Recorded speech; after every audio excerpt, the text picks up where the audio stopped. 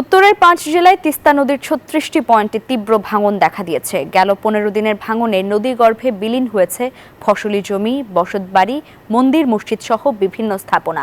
ভিটেমাটি হারিয়ে দিশেহারা নদী তীরবর্তী মানুষ। ভাঙন রোধে এরই মধ্যে নানা উদ্যোগ নিয়েছে পানি উন্নয়ন বোর্ড। রেজাউল করিম মানিকের প্রতিবেদনে বিস্তারিত। উত্তরের ৫ জেলা রংপুর, লালমনিরহাট, কুড়িগ্রাম, গাইবান্ধা ও নীলফামারী জেলার ৩৬টি পয়েন্টে তিস্তা নদীর ভাঙন তীব্র আকার ধারণ করেছে।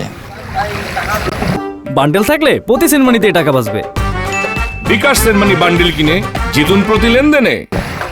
গেল ১৫ দিনের ভাঙনে নদীগর্ভে বিলীন হয়েছে ফসলি জমি, রাস্তাঘাট, বাড়িঘর সহ বিভিন্ন স্থাপনা। ভিটেমাটি হারিয়ে নিঃস্ব নদী তীরবর্তী মানুষ। আবার ভাঙন আতঙ্কে অন্যত্র চলে যাচ্ছেন অনেকে। তিস্তা নদীর পানি বাড়ার কারণে আমাদের এখানে মোট ৭টা বাড়ি ভাঙছে, আরো ৬-৭টা বাড়ি ভাঙার উপক্রম হয়েছে। এই বানের পানিতে নদী ভাঙিয়ে একেবারে রাস্তা ভাঙিয়ে বাদামের ভূমি অর্ধেক নামে গেছে। যে ভাঙন শুরু হয়েছে এতে খুব আতঙ্কের মধ্যে বসবাস করতেছি। নদী ভাঙন রোধে টেকসই বাঁধ নির্মাণের দাবি ভুক্তভোগীদের। জমি জমাতে আছে, নদী দিয়েছে, সব নদী দিয়েছে, আগে আস্তা কাশি আসি। এই সাধারণ বস্তা ফেলে কোনো কাম নাই। আমরা চাই যে স্থায়ীভাবে সুন্দর একটা পরিকল্পনা হোক।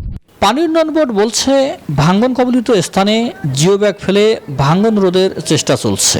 তবে বর্ষা মৌসুমে তিস্তায় উত্তাল স্রোত থাকায় তা কার্যকর হচ্ছে না। 14টি পয়েন্টে আমরা 4 কিলোমিটার তীর প্রতিরক্ষার কাজ করে যাচ্ছি। আরো আমাদের যে ঝুঁকিপূর্ণ রয়েছে যে অংশগুলো, সেগুলোর তথ্য আমরা উদ্বোধন দপ্তরে প্রেরণ করেছি। আমরা অনুমতি সাপেক্ষেই কাজ বাস্তবায়ন করব। নদী ভাঙন রোধে স্থায়ী সমাধান চান তিস্তাপাড়ের বাসিন্দারা। রেজাউল করিম মানিক, নিউজ 24, তিস্তার পাড়, রংপুর।